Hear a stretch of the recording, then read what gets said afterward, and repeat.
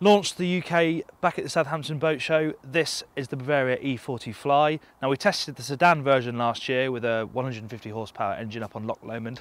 This is a more offshore orientated boat. It's got a 300 horsepower Volvo Penta D4. It is of course the Flybridge version. This is a good opportunity to see how that boat compares to the sedan. As it sits here with a pretty comprehensive spec, this one is £340,000 on the water. So let's have a bit of a closer look.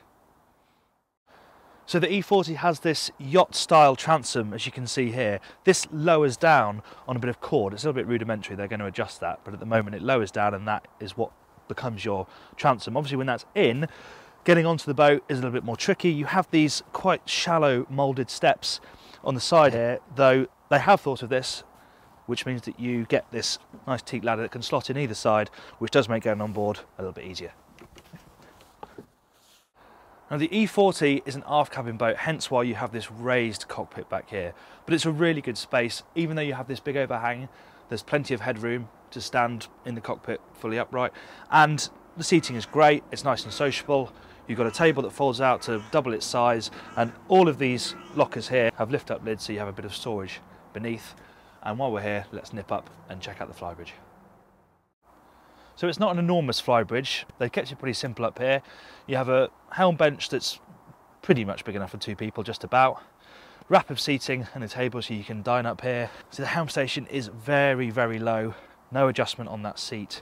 You do feel a little bit exposed up here, especially when you're going along. It has got a good windscreen, but you do feel like you're perched up here rather than being inside the Flybridge. But it does give you that bit of elevation and an extra living space when you're anchored as well. So into the saloon, and one feature that is carried across from the sedan is this triple sliding window here. It's a really nice touch. Opens up the aft part of the saloon to the cockpit. Of course, the person here at the galley can also look back and talk to people who are sat in the cockpit. That works really nicely. If we come on through, again, what really impresses is the amount of light that comes in here, these massive windows. And it's a really practical galley as well. Of course, Bavaria, a prolific sailing boat builder, you feel like you're getting a lot of those touches on this boat. You've got fiddled edges here to stop things rolling off. Massive, deep chest fridge here, which is, top loading is far more practical. You can add to that with a pull-out fridge down here as well. And now we can get into what sets the E40 apart from a lot of its 40-foot rivals, the fact that you have an aft cabin and a totally separate forward cabin. So let's start down there. Though there is a full beam aft cabin out back, I would say that this cabin forward here in the bows is going to be classed as the master. It's more spacious, it's got more storage, it's brighter, you have a hatch up here, you've got two big windows either side and opening ports, and you've also got a split toilet and shower compartment. My one quibble is that they've got very, very tall door frames here on all three doors, so it's all too easy to stub your toe and trip over, but everything else is pretty well sorted, I have to say.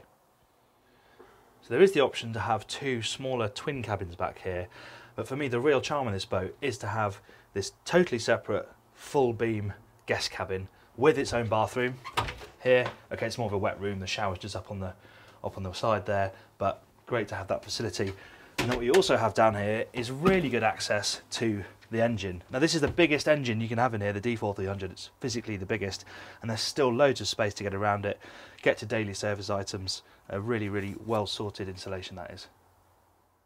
So the sedan version of the E40 that we tested last year had the D3 150 engine. This one has a D4 300, which means that as opposed to your top speed being about 10 knots, that's now your cruising speed, though if you really bury the throttle you're going to be doing more like 15, 16 knots. But I think you have to come to terms with the fact that this is a relaxing boat to drive. It's no speed machine. The wheel has a lot of lock in it, a fair few turns to get the boat to change direction, but it's more about setting the speed and enjoying this pretty unique helm position you have on the E40, where you sit a long way back in the boat with the saloon in front of you.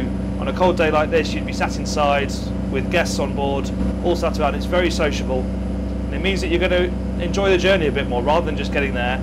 You come to terms with the fact that you slow down a bit and enjoy the journey as much as you do the destination. Now clearly this is quite an irregular helm position for a motorboat, but I actually really like the way it works. The fact that you sit centrally, everything is nicely put together on this very upright helm. You have space for three people to all sit next to each other and look forward. This big wheel, I mean, I think if you come from a sailing boat, this is all going to feel a bit more familiar. And as I said, it's not the most engaging thing to drive, but it is more about sitting back, one hand on the wheel, setting a course, and a more relaxing approach to driving the boat. So the nature of the boat's layout means that the engine is right beneath my feet in a box. Well insulated, it has to be said, though it is going to create a bit of an echo chamber down there, and engine noise is noticeable. It's better than the D3, which is a chattery engine. The D4 is more of a deeper rumble, easy to put up with, but I am finding I have to raise my voice a bit to talk to other people within the saloon. So as we said with the sedan version of this boat, it's a brave concept from Bavaria, totally different to what they've done with their motorboats before, and you have to totally adjust your way of boating, really, except the fact that you're going to be cruising at 10 to 12 knots, but if you can do that, there's a lot to like about this package. The saloon layout is really good, the fact that you've got two totally separate ensuite cabins, and with the Flybridge, that gives you even more lounging space on deck. For me, the Flybridge is the one to have.